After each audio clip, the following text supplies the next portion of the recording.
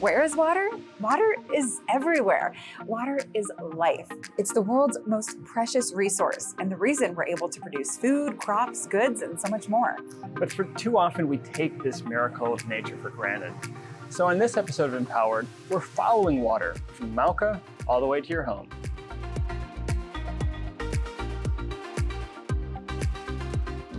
We're digging deeper into where our water comes from and how we get it, and that's led us underground. 160 feet underground, in fact. And we're here with Arthur. Tell us about Halawa Shaft. Well, the Halawa Shaft has an interesting history. It takes us back to the late 30s, 1940s. Military personnel coming to the island literally doubled population, which increased the demand for water. And Halawa Shaft was the site selected to construct this major facility that would provide water for Honolulu. So can you tell us about the process? Where exactly does our water come from? We wait for our water to come out of our faucet for about 25 years. And it actually starts out on the ocean, but our islands actually benefit from the fact that we've got trade winds that blow rain clouds. Our rain clouds are stopped by our mountains that allow them to rain, and all that rain travels through all that lava rock to aquifers, which are the main source of our drinking water. And the Board of Water Supply draws it out through deep wells, or like here at Halawa, we skim the very top level, and we send it through pipes to come up the faucet of your house. When you think about it, I mean, it's a pretty remarkable, really beautiful process, and you're going to be getting to go to the origin of it. That's right, we're going to head up mauka and follow that raindrop all the way through the process.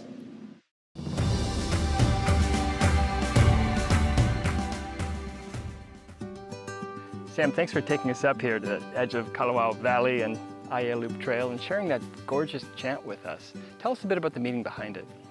You know, that oli is one that calls the kiniakua, that is the uncountable manifestations of Hawaiian gods, to be present in the place.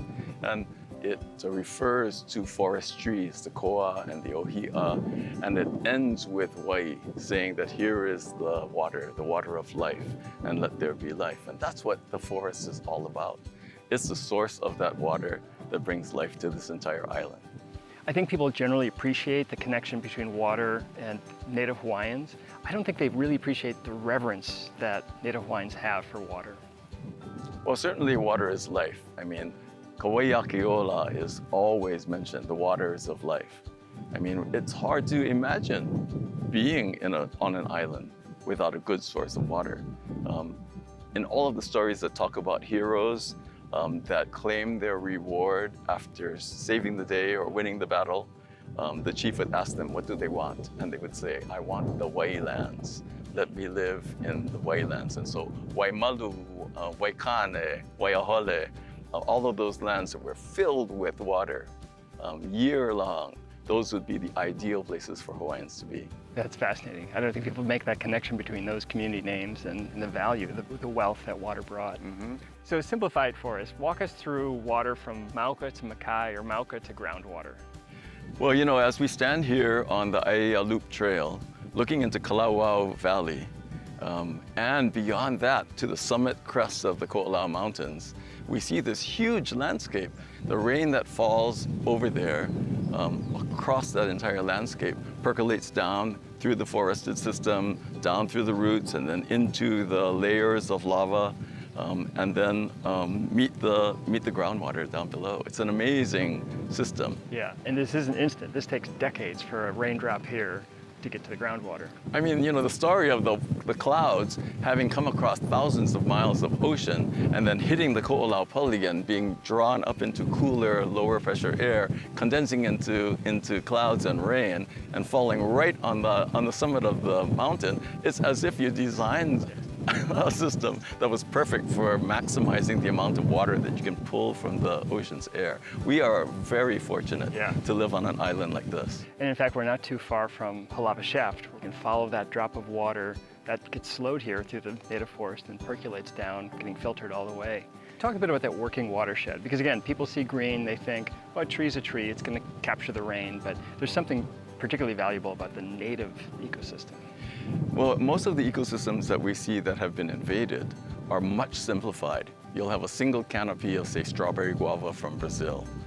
And underneath of it, not much is growing because of just the way that invasive species work. They block the light. In native forests, in contrast, you'll have hundreds of different plants, all living within the same thing in several different layers. There'll be mosses and ferns covering every single one of them, so that any raindrop that comes down is not going to be falling onto bare ground and running off into the ocean, carrying mud with it to smother our reefs. And instead is slowly percolating down the branches and into the moss down below and gradually getting into the groundwater, being purified every step of the way.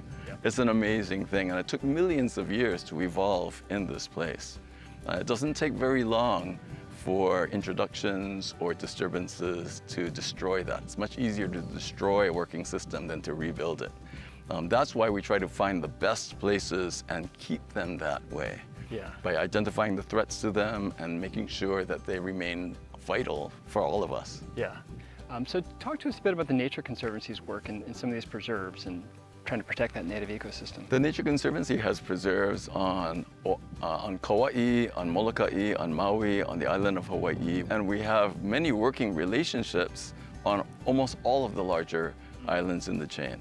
The Nature Conservancy's preserves by themselves would not be able to do the job, but because we are part of every single watershed partnership across the state, we are able to multiply that effort via our partners across these huge landscapes. And it's all thanks to this native forested watershed. And you know, our work to preserve that is what will guarantee that it's here for generations to come.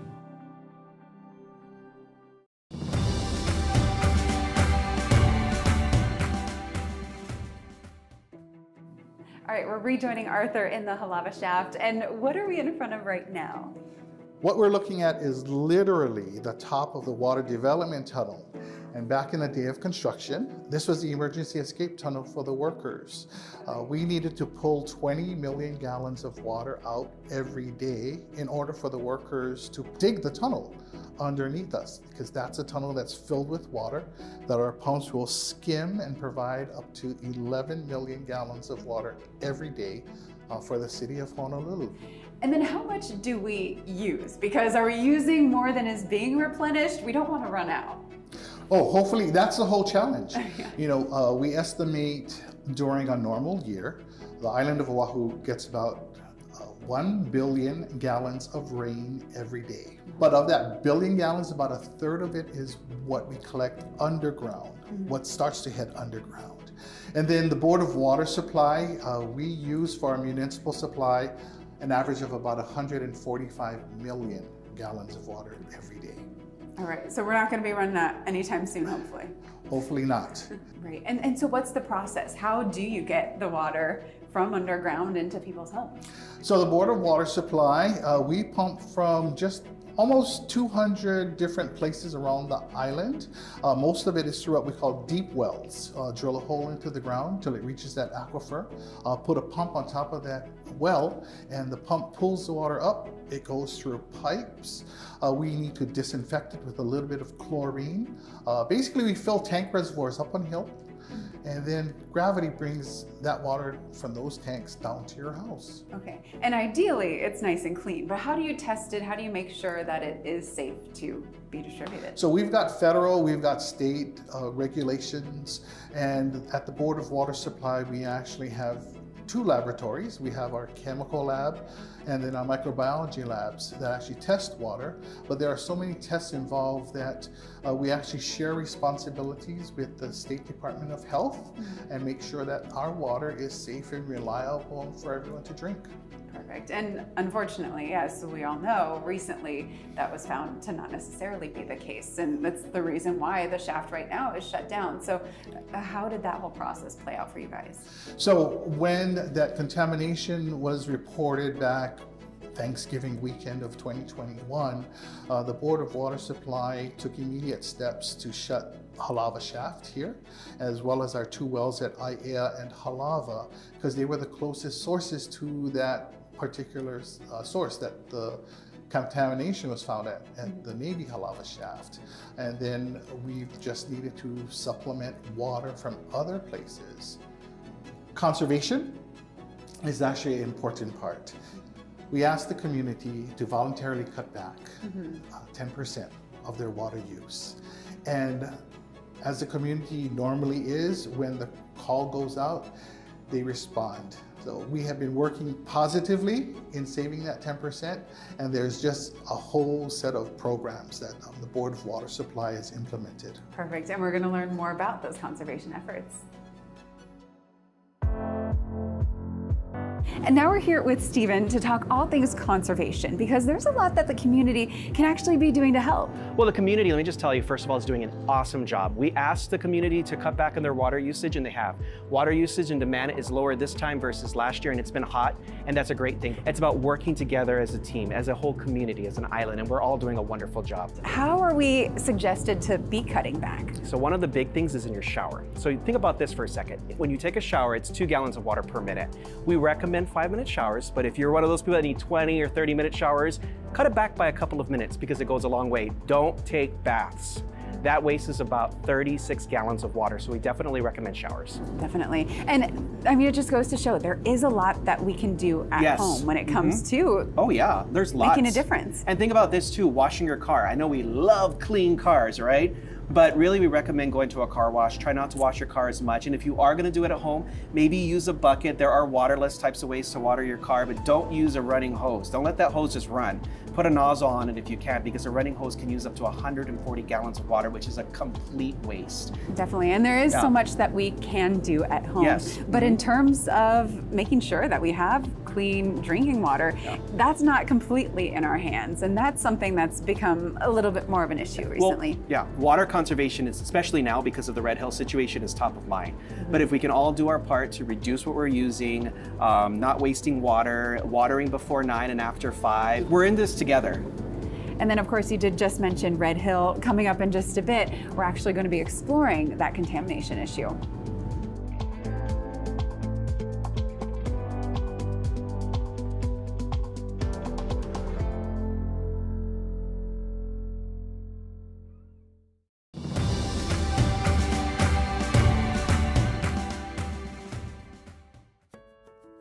Now, of course, we couldn't have a water episode without talking about the Red Hill crisis, the water contamination, the reason why Halawa Shaft, which we were just at, was shut down. So, Ernie, can you tell us about what happened at Red Hill? So what happened last year, you know, the joint water system for the entire Joint Base Pearl Harbor-Hickam was contaminated with fuel. Like, basically, when you turn on the taps in those homes, you know, they could smell and see fuel in the water. But when it's in when it reaches Red Hill Shaft, that means it's already in the aquifer itself. And it seemed to occur in a relatively short period of time. In about a week, the fuel reached the underground aquifer and was starting to be pumped into their water system. Wow. And I mean, when you go to turn on your faucet at home, you expect clean, healthy, safe drinking water. Yeah. So something like this is really unacceptable. When, I guess, this happened, what have you learned since? Obviously, things have been shut down and changed. What was, I guess, the response, and now what's the response moving forward? So we know that the Navy's trying to clean up the contamination on their property. The other thing that needs to get done is the investigation into the aquifer. How far is the contamination moving in the underground aquifer, and what directions? So what is the Board of Water Supply's vision and goal? Number one, our vision is Kawai'ola, water for life. And our mission is to provide safe, dependable, and affordable water for our community now and into the future. So I think we need to learn from this crisis. 8.5 years ago, I wish we could have prevented this and that people would have listened to say that we need to actually take away this risk, eliminate this risk to our groundwater. Unfortunately, fast forward 8.5 years, now we're in this crisis. The leaks have occurred, the aquifer is impacted. We need to learn from this to say that let's not be in a reactive mode, but let's be more proactive here. And not only the Board of Water Supply, but there are also other individuals that are working together to be proactive to keep our water supply safe and clean. Now, we've been talking about the importance of native ecosystems and watersheds and protecting our water. We're in a very special place right now here in Maui with Emily. Emily, do you want to share what makes this location so important? Sure. We are standing in Olowalu Stream, and it is a miracle of the watershed functioning. The top of the valley goes up into the Mauna Hawai'i watershed partnership, where native forests are conserved to help the forest soak up all the water. Then it comes down through Kipuka Olowalu, which is the community group that's managing this site. They're restoring lo'ikalo, Hawaiian forestry techniques, native forests. So really this crystal clear water that we're in right now is thanks to the work of many of these volunteers in the Nature Conservancy. Yes, without the care of the watershed, this water actually would not be here. We have to actively care for it. And we're just really fortunate that we have native forest up in the watershed because it acts as a sponge, and it really, all its multiple layers of foliage, think of koa trees and ohia trees and all the forest ferns and mosses, they soak up all that water that comes in as cloud cover, and then they soak up that fog drip. They also soak up the rain, so that either enters the land by being soaked up by the roots and kind of goes through the soil, or it dribbles off in millions of tiny driplets into the streams, and that's the water we're standing in here. Now the West Maui Watershed Partnership Program has been a huge success. What's really your vision for the future for this project? Now our efforts are moving into this lower watershed, these kula lands that were formerly farmed or currently farmed, and you can see how dry they are. And they've been inundated by fire, by deer, by goats over the years, sometimes cattle. And it's really degraded the watershed to the extent that when it rains, when we get a Kona storm or something, then that rainwater comes off of the slopes and in gulches laden with sediment, and it turns the ocean chocolate brown, and it really stresses the entire reef system. And that kind of stress, year after year, is what can kill a reef. And we need that reef to be with us in the future. So we think of the watershed as everything, mauka to makai, the whole ahupua, from the top of the mountains out to the reef.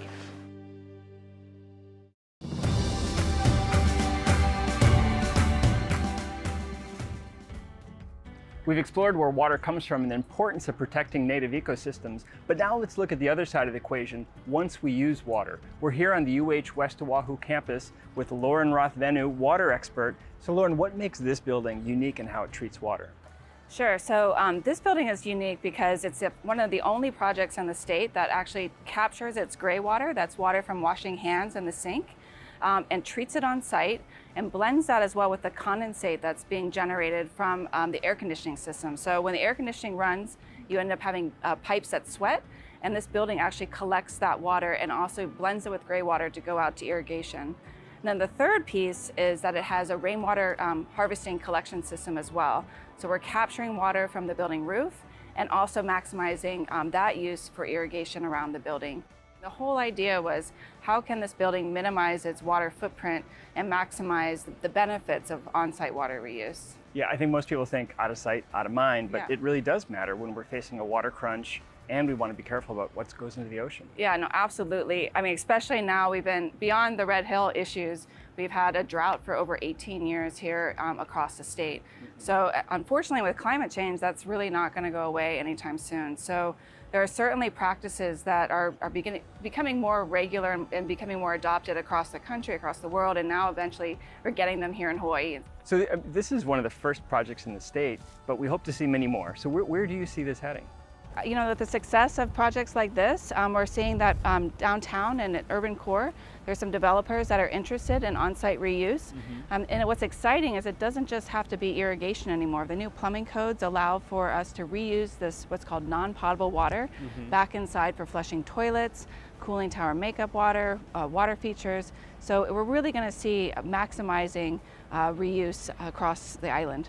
I think it just speaks to the overall value of the system, reducing our demand on the potable drinking water, and then obviously reducing what goes off into the ocean or to sewage treatment. Yeah, absolutely. We want to make sure that the environment ecosystem also has enough supply so that we can keep water in our streams and keep our oceans clean. Hawaii's plentiful, clean, fresh water on these islands in the middle of the Pacific is truly a gift. And it's because of our natural, abundant capital. Hawaii's mountains, climate, native habitats, upland forests, they provide the basis of our water supply. Yeah, but the health of that cycle is threatened by climate change, overuse, and contamination. Sustaining our abundant fresh water on these islands requires vigilance, reducing our contribution to climate change, better protecting our groundwater from pollution, and properly managing our ecosystems. And for all of us, using only what we need. Together, we can ensure this life-sustaining gift of nature continues to provide for generations to come.